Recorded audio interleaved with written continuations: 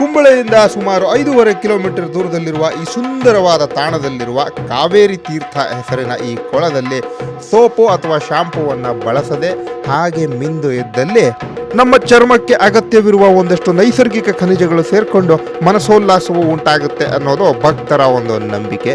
ಹಾಗೆ ಕೊಳದಲ್ಲಿ ಮಿಂದೆದ್ದು ಮುಂದೆ ಆ ಮುಜುಂಗಾವುವಿನ ಪಾರ್ಥ ಸಾರಥಿ ದೇವಸ್ಥಾನಕ್ಕೆ ಹೋಗಬೇಕು.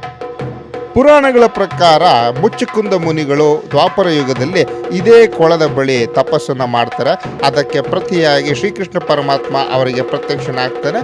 ಮುನಿಗಳ ಬಯಕೆಯಂತೆ ಇಲ್ಲಿಯೇ ನೆಲೆಸಲು ನಿರ್ಧರಿಸ್ತಾನೆ.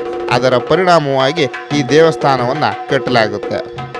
ಶ್ರೀಕೃಷ್ಣನಿಗೆ ಪ್ರಿಯವಾದ ಮುಳ್ಳು ಸೌತೆಯ ನೈವೇದ್ಯ ಮತ್ತು ಅವಲಕ್ಕಿಯನ್ನ ಅರ್ಪಿಸಲಾಗುತ್ತೆ. ಅದಾದ ಮೇಲೆ ಅವುಗಳನ್ನ ಭಕ್ತರಿಗೆ ಪ್ರಸಾದದ ರೂಪದಲ್ಲಿ ಕೊಡ್ತಾರೆ. ಕುಂಬ್ಳೆ ಬದಿಯಡ್ಕ ರೋಡ್ ನಲ್ಲಿ ಬಂದು ನಾಯ್ಕಾಬ್ ಜಂಕ್ಷನ್ ಅಥವಾ ಸೂರಂಬೈಲುನಿಂದ 1.5 ಕಿಲೋಮೀಟರ್ ಉತ್ತರಕ್ಕೆ